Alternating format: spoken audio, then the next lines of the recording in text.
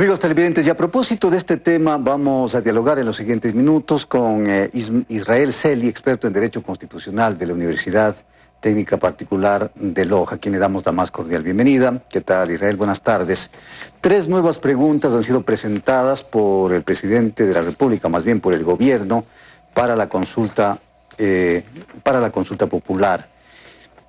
La una referente al uso del dinero recuperado por la corrupción y el narcotráfico. La otra, para tipificar esto que ahora se ha vuelto muy común, el tema de la extorsión bajo la modalidad de las vacunas.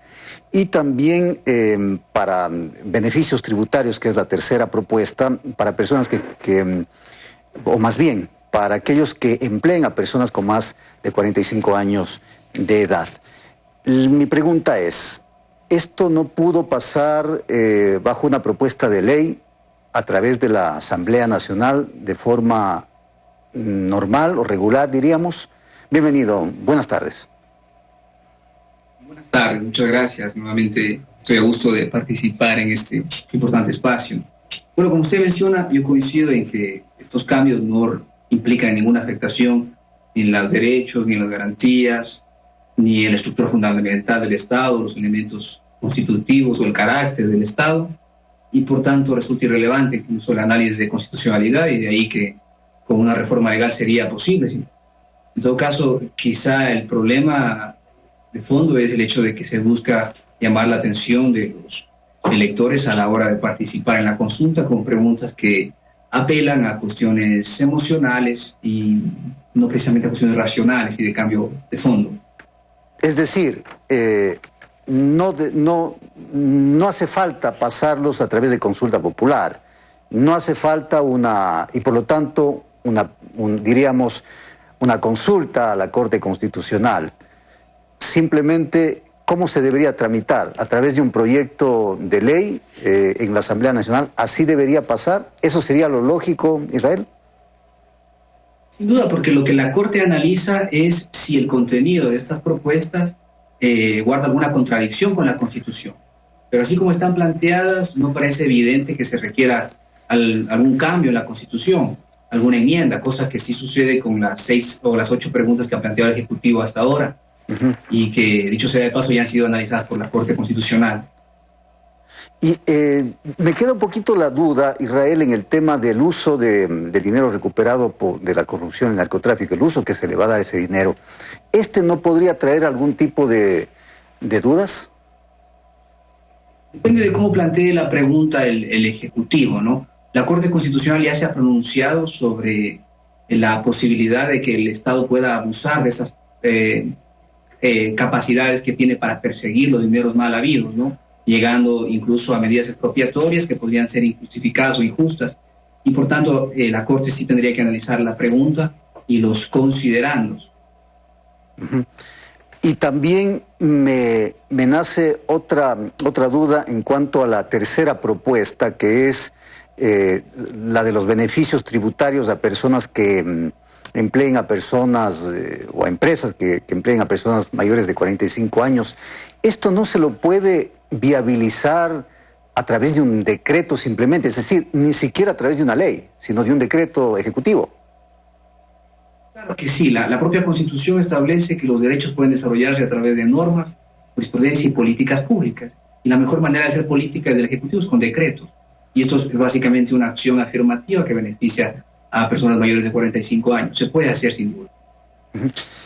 Ahora, Israel, en definitiva, en el global de las propuestas, de las preguntas presentadas por el Ejecutivo, porque claro, en un principio se presentaron 2, 6 de ellas fueron aceptadas, luego se hizo, diríamos, la presentación de otras preguntas relacionadas o complementarias, sobre todo al tema de la acción de las Fuerzas Armadas en respaldo a la policía y una acción ya más explícita en el control de la inseguridad, por un lado. Ahora se presentan otras 3 preguntas que yo entiendo ni siquiera van a ser, no sé si la Corte Constitucional responderá a esto o simplemente dará paso. Pero una consulta planteada de esta manera, ¿cuánta posibilidad de éxito puede tener en la actual coyuntura? Yo creo que para responder esa pregunta necesitamos analizar un poquito de historia. Desde el 78, solo 2 presidentes perdieron consultas populares. Prefiero a Febres Cordero y a Durán Ballén. En ambos casos tenían una baja popularidad, estaban aplicando políticas de ajuste fiscal, la pobreza había aumentado y el resultado de la consulta tuvo alguna relación muy fuerte con el nivel de popularidad. Por ejemplo, Durán Ballén tenía un 15% de popularidad cuando convocó a la consulta y obtuvo el 30% de los votos. Lo propio pasó con Febres Cordero. Y yo creo que las políticas que está aplicando el presidente Lasso están más cerca de las políticas de estos presidentes, y no solo eso, sino que además la popularidad del presidente es bastante baja. Considerando esto, las posibilidades de que el presidente triunfe en la consulta, más allá de que las preguntas sean buenas o malas, son bastante remotas en mi modesto criterio. Lo más probable es que el presidente pierda la consulta popular si tomamos en cuenta nuestro pasado y la coyuntura actual, además de las similitudes que existen entre estos presidentes. Ahora, uno de los temas de fondo, uno de los ejes es Israel, el de la seguridad, el de la inseguridad. Se supone que esta consulta en lo medular está dirigida precisamente a combatir la inseguridad. Pero tal como está planteada, ¿en la práctica se podrá lograr el objetivo? Mi criterio, hay un debate ya en Ecuador sobre el tema y los expertos para nada coinciden en que esta consulta contribuya para enfrentar la inseguridad, ¿no? El país necesita una reforma en el sistema judicial, necesita mejorar las capacidades de la policía, necesita, en otras palabras, inversión y políticas realistas para enfrentar la inseguridad, algo que se puede hacer sin ninguna enmienda y algo que en realidad requiere reformas estructurales que se pueden empezar a practicar desde ya, incluso para poder hacer prueba y error. Doy un ejemplo, la extradición para nada garantiza que luchemos contra el narcotráfico, porque ahora mismo los jueces están muertos de miedo a la hora de perseguir a los narcotraficantes. Primero, el presidente debería ocuparse por proteger a los jueces para que estos a la vez den trámite a las solicitudes de extradición o para que siquiera se atrevan a perseguir a los narcotraficantes. Entonces hay cuestiones que deben hacerse y que no pasan por la consulta popular. Claro, pero por ejemplo, Israel, temas así tan importantes como la estructura mismo de la función judicial, el Consejo de la Judicatura, sus atribuciones, en definitiva, todo el sistema judicial, eso sí implicaría un cambio en la estructura del Estado, digo yo, y eso no se lo puede pasar vía consulta, sino, entiendo yo, con reformas a la Constitución a través de otros mecanismos. Entonces, como que el presidente está con las manos atadas en ese sentido. El problema es que la Corte ya le dio paso. La Corte, por ejemplo, está permitiendo que ya todas las capacidades de designación del Consejo pasen a la Asamblea. La Corte argumenta que el hecho de que la Asamblea cree comisiones técnicas va a asegurar la participación ciudadana.